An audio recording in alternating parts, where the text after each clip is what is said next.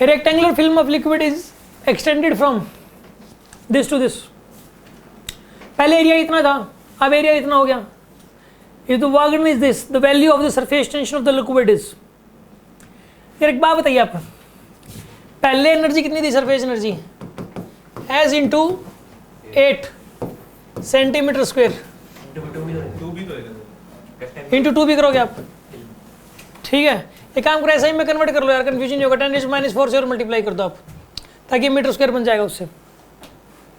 ठीक है, अब हटा दो सेंटीमीटर स्क्वायर को, क्योंकि मैं मल्टीप्लाई कर रहा हूँ इंटू 10⁻⁻, और इंटू 2 भी करोगे, क्योंकि फिल्म की बात होगी. फिल्म वर्ड आते ही मल्टीप्लाई बाय 2 करना आपको, सीधी सी बात ये है. फिल्म आते ही मल्टीप्लाई बाय 2.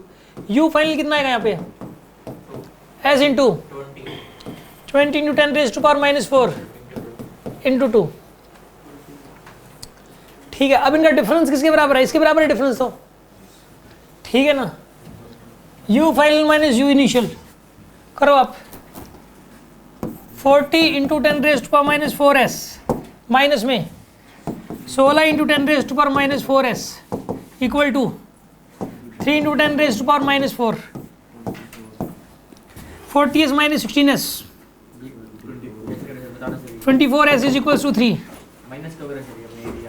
क्या कह रहे हो? एनर्जी और U final minus U initial किया है ना मैंने, जितना वर्क किया. देखो एक फिल्म है, फिल्म का आपने खींच खींच के एरिया बढ़ा दिया उसका.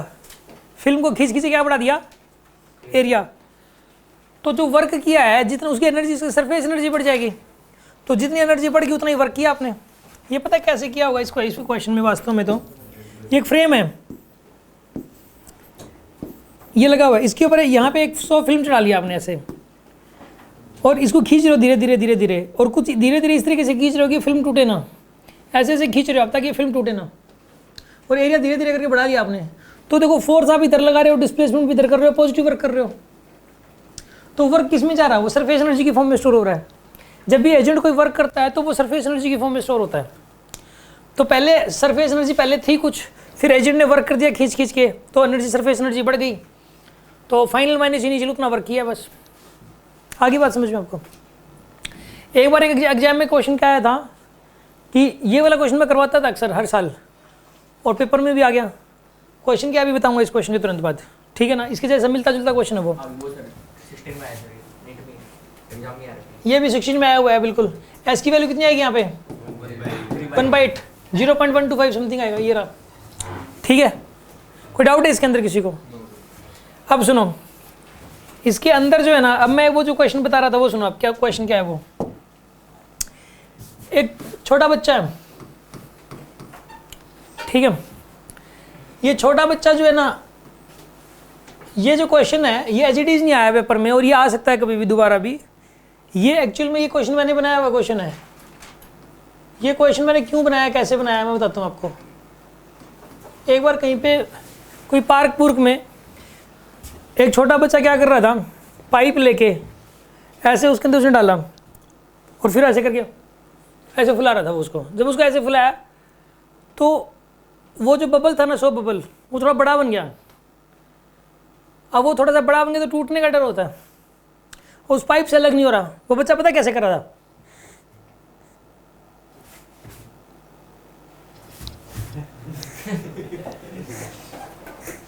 वो ये चाह रहा था कि टूटे ना, वो ये चाह रहा था.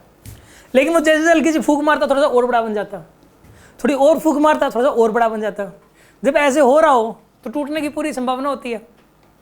होती कि नहीं होती? इतनी ज़्यादा सरफेस टेंशन नहीं है ना उसकी, इतनी ज़्यादा इलास्टिक तो है नहीं, फूट ही जाएगा फिर वो. जैसे वो तो गुब्बारे वाली बात होगी, गुब्बारे को बहुत ज़्यादा फुला दोगे आप, गुब्बारे के अंदर भी एक टेंशन को होल्ड करने की क्षमता होती है, उससे ज़्यादा हवा भर दी तो उससे ज़्यादा टेंशन है नहीं उसके अंदर होल्ड करने के लिए, तो फूट जाएगा. ऐसे केस में हवा के अंदर, उसके अंदर गुब्बारे के अंदर हवा भरते रहोगे तो स्फेरिकल नहीं, मतलब बस वो बीच में से दरार आ जाती है उसके अंदर, वो फूट ही जाता है वो, क्योंकि ना उसके अंदर मॉलिक्यूल्स के बीच में खिंचाव होता है. जैसे कोई भी इलास्टिक मेम्ब्रेन होती है, एक लिमिट होती है यार उसकी, उसके बाद तो फट जाएगा वो, तो फट जाता है वो एक प्रकार से. जैसे गुब्बारे के अंदर हवा भरते रहो वो फट जाएगा इस तरीके से. तो इसके अंदर क्वेश्चन ये है कि सरफेस टेंशन ऐसा है, ठीक है ना, इसका रेडियस था r, इसका जो ये जो सोप बबल है, रेडियस कितना है यहाँ पे, उसको अगर ये रेडियस आर से 2r करना हो, क्या करना हो आर से, तो कितना वर्क करना पड़ेगा, उसको वर्क करना पड़ रहा है खुद, ठीक है ना, उसका ऐसे जोर लगाना पड़ता है, ऐसे फूक मारने में जोर तो लगता ही है, तो उसको वर्क करना पड़ेगा। पहले सरफेस टेंशन एस थी, रेडियस आर था, आर से 2r करना रेडियस, तो उसको कितना वर्क करना पड़ा, ये क्वेश्चन है।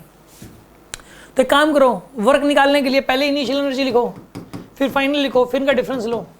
पहले बताइए एस इंटू में 4πr² इंटू 2 भी करोगे इसमें तो, क्योंकि सोप बबल है वो, दो लेयर हैं। फिर क्या किया बताइए, एस इंटू 4π 2r का स्क्वायर इंटू 2, अब इनका डिफरेंस ले लो, इतना वर्क किया उसने, वर्क डन बाय बच्चा कितना आएगा बताइए यहाँ पे, u फाइनल माइनस में u initial, this minus this करो आप, क्या आंसर आएगा इसका, 32s πr² माइनस में 8s πr², कितना आंसर आएगा इसका, 24s πr², ये आंसर आएगा। इतना किया बच्चे ने वर्क, समझ में आ गया होगा आपको। इस टाइप से क्वेश्चन आते हैं, बस इसमें और उसमें फ़र्क क्या है।